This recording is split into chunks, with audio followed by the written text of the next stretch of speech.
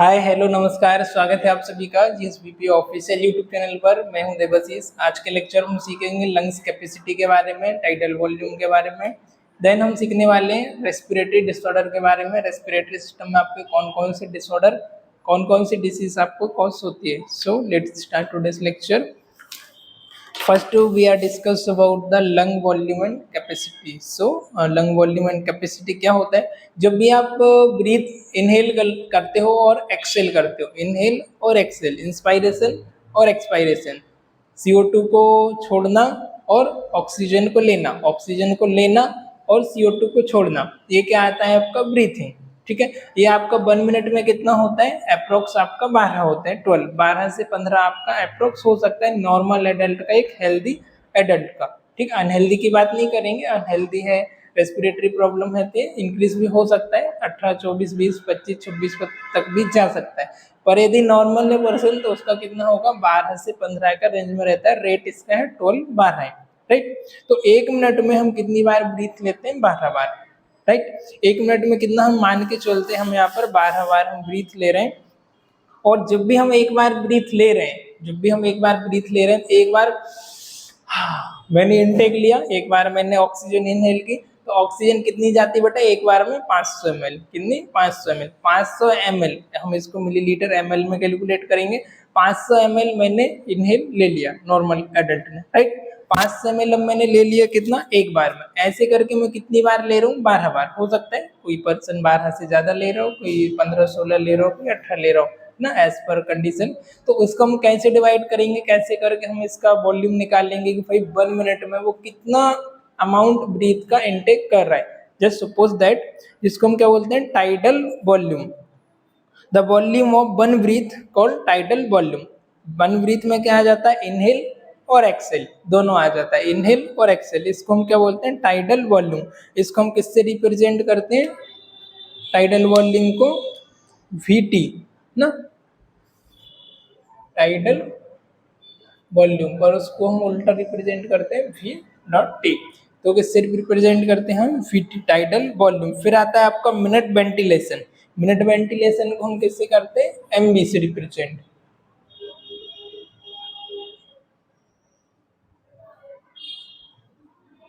Tidal volume, minute ventilation. Okay, तो अब बात आ जाती टाइडल वॉल्यूम के बारे में। मैंने आपको बता ही दिया है, the volume of one breath called tidal volume. One breath में आप जो इनहेल कर रहे हो, जो आप ऑक्सीजन को अंदर ले रहे हो, वो आ जाता है आपका टाइडल वॉल्यूम के अंदर। ये कितना होता है आपका? Approx 500 ml। राइट, ml में हम इसको कैलकुलेट करेंगे। Then the minute volume, right, minute volume, the tidal volume of air inhale and exhale each minute in respiratory rate multiply by tidal volume।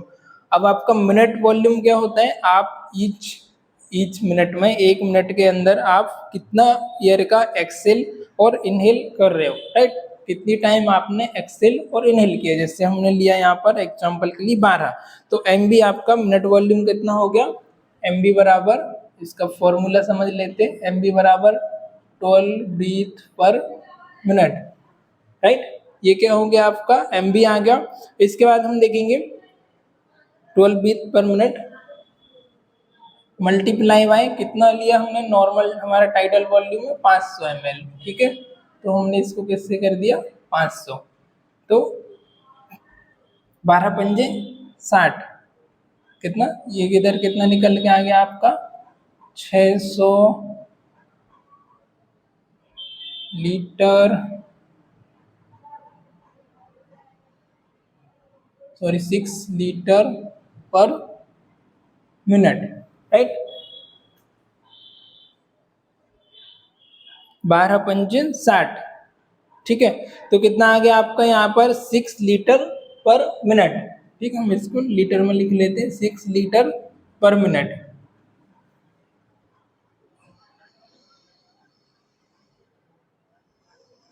आ रही बात समझ? ठीक है, 6000 ml हो गया आपका इधर 6 लीटर।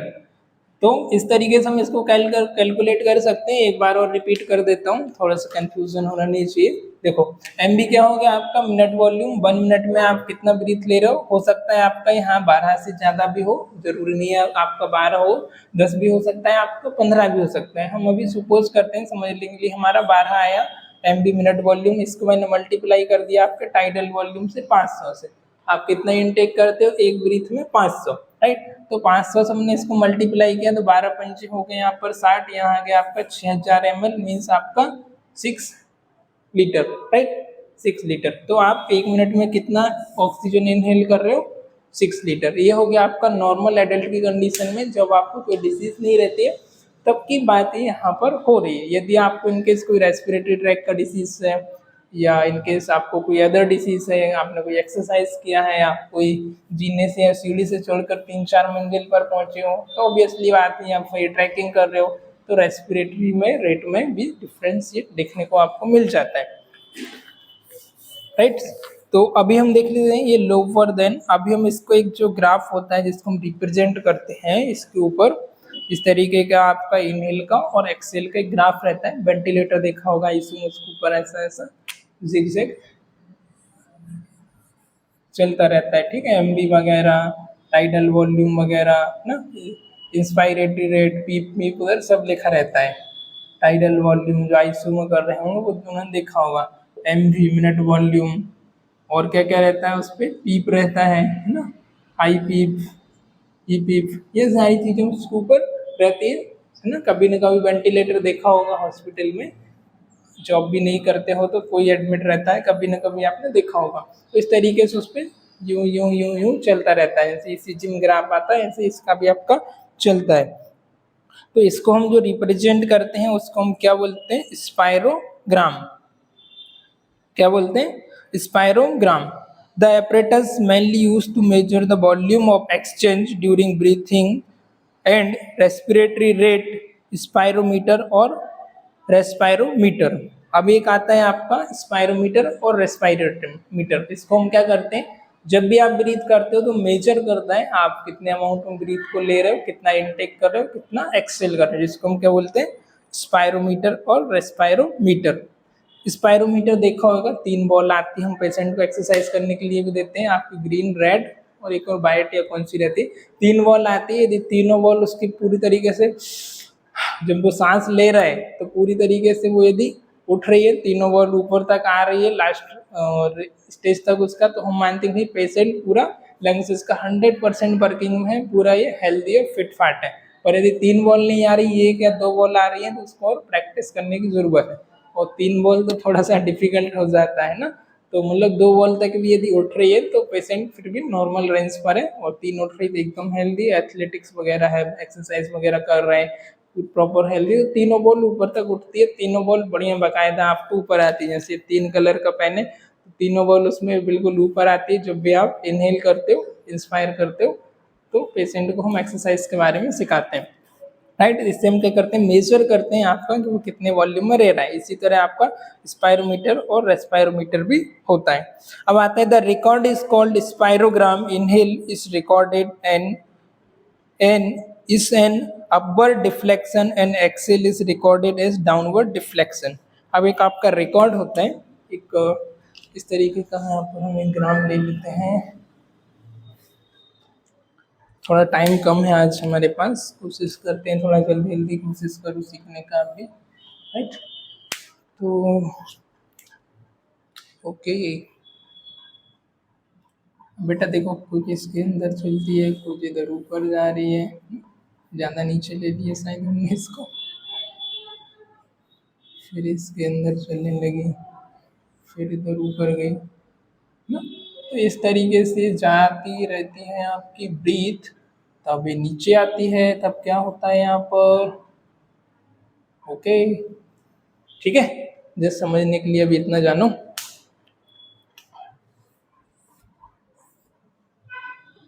माय गॉड, थोड़ा सा नीचे ले लो इसको, राइट, ऑल राइट। चलो, तो जो ऊपर आ रहा है तब कौन सा हो रहा है, इंस्पायरेशन, ठीक है, या इनहेल, या दूसरे शब्दों में क्या बोल सकते हैं, इनहेल या इनटेक। ठीक है, टर्म में जो मेडिकल होता है उसमें इंस्पायरेशन बोलते हैं, इसको हम क्या बोलेंगे, एक्सेल,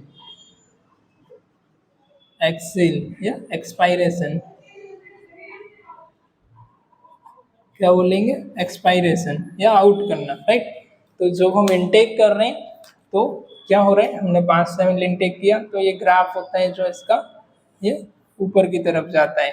फिर जब हम एक्सेल करते हैं तो ये नीचे की तरफ आ जाता है। ठीक है, जब हम जितना अमाउंट हम ले रहे हैं ना, ऑक्सीजन जैसे हम 500 ml ले रहे हैं तो पर 500 ml हम उसको एक्सेल आउट नहीं करते हैं, है ना।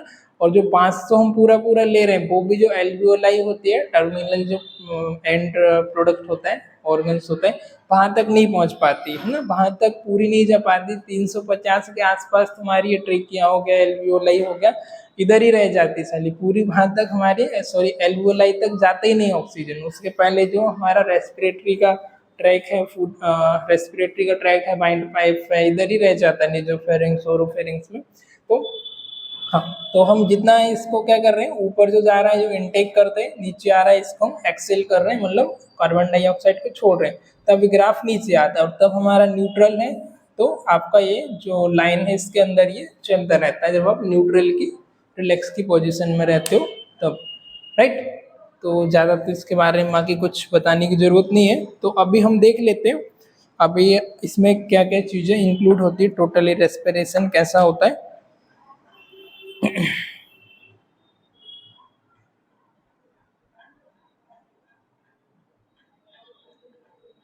The normal breathing is altered in various factors, and these alteration influence rate of breathing and amount of air held by the lungs. Depending upon the working capacity of lungs, different volume of air are termed as tidal volume. अब ये lungs है, इसकी working condition क्या होता है, कभी कभी disease की कंडीशन से या अलग अलग डिपेंडिंग अलग अलग फैक्टर हो सकते हैं जिसकी वजह से कभी कभी अफेक्ट हो जाती है। तो ये अफेक्ट हो जाती है तब किस तरीके से ये काम करता है, तब ये कैसे होता है उसके बारे में भी हम देखने वाले हैं, राइट। तो इसको हम अलग अलग कैटेगरी में डिवाइड किया। इसको हमने फर्स्ट वन आता है आपका टाइडल वॉल्यूम। क्या आता है बेटा, टाइडल वॉल्यूम। फिर आता है आपका इंस्पायरेटरी वॉल्यूम। ठीक है, tidal volume, inspiratory volume, expiratory reserve volume, residual volume, फिर वाइटल कैपेसिटी, फिर inspiratory capacity, total lung capacity, functional residual capacity. Sorry, repeat करूंगा। फर्स्ट आता है आपका tidal volume, right. Second inspiratory reserve volume. Third आता है आपका एक्सपिरेटरी रिजर्व वॉल्यूम। फोर्थ आता है रेसिड्यूल वॉल्यूम। फाइव आता है आपका टाइडल वॉल्यूम, फाइव ही चलन। सिक्स आता है inspiratory volume.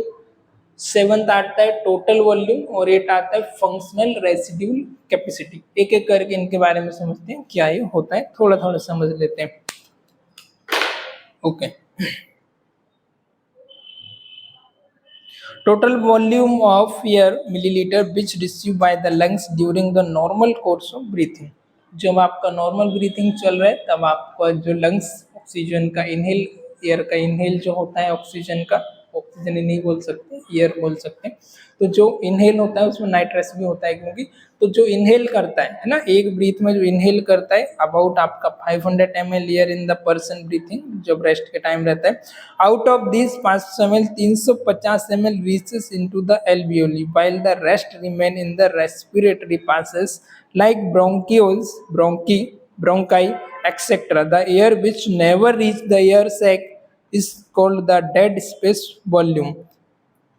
This is not involved in the gaseous exchange as it does not reach the site of respiratory exchange, right। तो 500 आप जब भी आप इनटेक कर रहे हो, जब भी आप एयर का इनहेल कर रहे हो, आप सांस ले रहे हो, इंस्पायरेशन ले रहे हो, तब क्या होता है, जो आप एक वॉल्यूम लेते हैं, एक एवरेज हेल्दी एडल्ट का जो वॉल्यूम होता है वो होता है 500 ml, जिसको हम क्या बोलते हैं, टाइडल वॉल्यूम, राइट। अब ये 500 में से होता क्या है, 350 ml आपका एल्वियोली तक चला जाता है। बाकी का जो रेस्ट बचा लगभग 150 ml ये आपके रेस्पिरेटरी ट्रैक में रह जाता है रिमेन, जैसे कि ट्रेकिया हो गया, ब्रोंकी हो गई, और जो भी ओरोफेरिंक्स हो गया, माउथ कैविटी, इधर ये रह जाता है ना ब्रोंकियोल्स में। लंग्स तक कितना पहुंचता है आपका, सिर्फ एल्वियोलाई तक कितना पहुंचता है, 350 ml। बाकी का जो बच्चा वॉल्यूम है, जो 150 के आसपास बच गया, उसको बोलते हैं हम डेड स्पेस वॉल्यूम। क्या बोलते हैं, dead space volume. Hope you understand, got it, right. चलिए, फिर आता है हमारा इंस्पायरेटरी रिजर्व वॉल्यूम। इसको हम किससे इंडिकेट करते हैं, इन शॉर्ट में IVR, inspiratory reserve volume. It is the amount, it is the amount which can inhale with maximum effort after the normal amount has been inhaled. In this way, 2000 to 3000 ml of air can be inhaled by adult. This is excess of tidal volume. Inspiratory reserve volume में क्या होता है आपका, जो आप oxygen को intake कर रहे हो, ऑक्सीजन को आप ले रहे हो, ये होता है आपका जो आपके नॉर्मल है। नॉर्मल हमने देखा आपका 500 ml आपका टाइडल वॉल्यूम होता है, और आपको एफर्टलेसली, सॉरी, आपको एक्स्ट्रा एफर्ट लगा के at the time of breathing, जैसे कोविड का टाइम देखा होगा, लोग डीप ब्रीथ लेते हैं, गहरी गहरी सांस लेते हैं, है ना, एकदम। व्यक्ति जब आपका गैस्पिंग की कंडीशन में जाता है, उसको बिल्कुल ब्रीथिंग की डिफिकल्टी होने लगती, तब क्या करता है, वो गहरी गहरी सांस लेता है ना, डीप ब्रीथ लेता है। तब आप जो डीप ब्रीथ ले रहे हो, इसके लिए आपको एक्सेसिव एक्स्ट्रा एक एफर्ट लगाना पड़ रहा है, जो आपका नॉर्मल, अभी देखो आपका जो प्रोसेस चल रहा है, इसमें आपको पता नहीं चलता है कि भाई मैं सांस ले रहा हूँ। ये जो क्रिया है, ये आपको ऑटोनॉमिक के हिसाब से आपको होती रहती है, आपको इसमें अलग से कोई एफर्ट डालने की जरूरत नहीं है।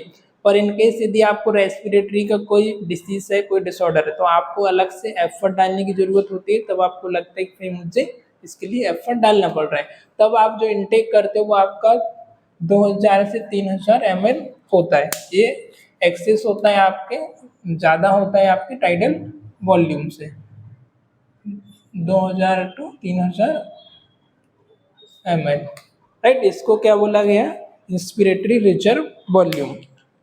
फिर आता है एक्सपिरेटरी रिजर्व वॉल्यूम, ये इसके जस्ट अपोजिट है। It is the reserve of inspiratory reserve volume, example of amount of air which can be expelled from the lungs with maximum effort. This is possible because some amount of air always left behind the lungs after the expiration. About 1000 ml can be pushed out in this way.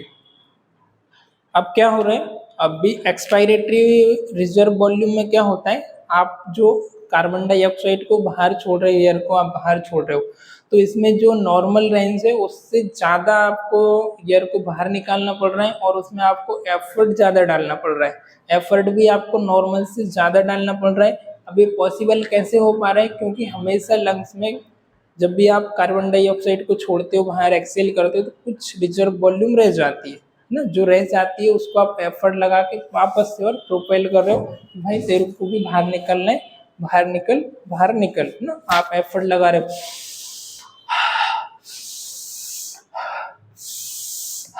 इस तरीके से, है ना। तो ये हो गया आपका एफर्ट लगा के। नॉर्मल जो अभी आप चल रही है, इसमें आपको एफर्ट लगाने की जरूरत नहीं होती है। फिर आता है रेसिड्यूल वॉल्यूम। अब ये क्या होता है, as mention above, this is the amount of air 1000 ml to 1500 ml which always remain behind in the lungs after normal expiration। जैसे कि अभी हमने समझा कि आपका एक्सपायरेशन के बाद भी कुछ वॉल्यूम जो बचती है एयर की, वो आपकी लंग्स में रह जाती है। इसका अमाउंट कितना होता है, 1000 से 1500 ml। ये किसमें आती है, आपकी रेसिड्यूल वॉल्यूम में। कितना, 1000 से 1500 ml, ये क्या आ जाती है आपकी रेसिड्यूल वॉल्यूम। फिर आता है आपका vital capacity.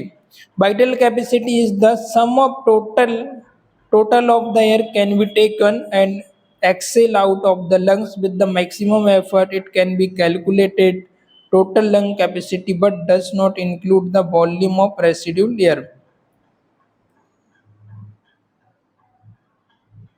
Vital capacity is the sum of total air that can be taken in the exhale out of the lungs with maximum effort is calculated as the total lung capacity but does not include the volume of residual air. Vital volume क्या होता है, सम of total हम इसमें करते हैं but हम इसको include नहीं करते हैं जो आपकी रेसिड्यूल वॉल्यूम है उसको, कितना अमाउंट आपने एयर को एक्सेल किया, कितना आपने बाहर निकाला, सिर्फ उसको छोड़ करके आपके रेसिड्यूल वॉल्यूम को, इसको हम क्या बोलते हैं वाइटल कैपेसिटी, जैसे कि 500 ml है, 400 है, 600 वट एवर, है ना। फिर आता है आपका इंस्पायरेटरी कैपेसिटी, कौन सा, इंस्पायरेटरी कैपेसिटी। इंस्पायरेटरी में क्या आता है, the sum of total of the tidal volume and inspiratory reserve volume, the sum of total tidal volume and inspiratory reserve volume, किसके ये सम ऑफ टोटल होती है आपकी टाइडल वॉल्यूम के, एंड इंस्पायरेटरी जो आपकी रिजर्व वॉल्यूम होती है उसकी ये होती है ना। It is the sum of total tidal volume and inspiratory reserve volume. Inspiratory capacity मतलब कितना आपका जो रिजर्व वॉल्यूम है वो होती है जब आपको छोड़ करके जो आपकी टोटल वॉल्यूम है उसको छोड़ करके, राइट। फिर आ जाता है आपका total lung capacity. Total lung capacity कैसे निकालेंगे, it is the total amount of air that can be inhaled with maximum effort and also include the residual volume, therefore it is varies between 4500 to 6000 ml, और इसका जो formula है 4/1/2 6 litre, बताता हूँ इसको कैसे होता है, ठीक है। It is the total amount of air can B inhale with maximum effort and also include the residual volume. Total lung capacity कितना होता है, जैसे कि वर्ड से क्लियर हो रहा है, मैक्सिमम एफर्ट से आपने जितना भी इनहेल लिया और जो आपका रेसिड्यूल है उसको इंक्लूड करके जो वॉल्यूम निकल रही है वो होता है आपका टोटल लंग वॉल्यूम, है ना। क्या होता है टोटल लंग वॉल्यूम, जैसे कि कितना 4000 से 6000 हम लेके चलते हैं,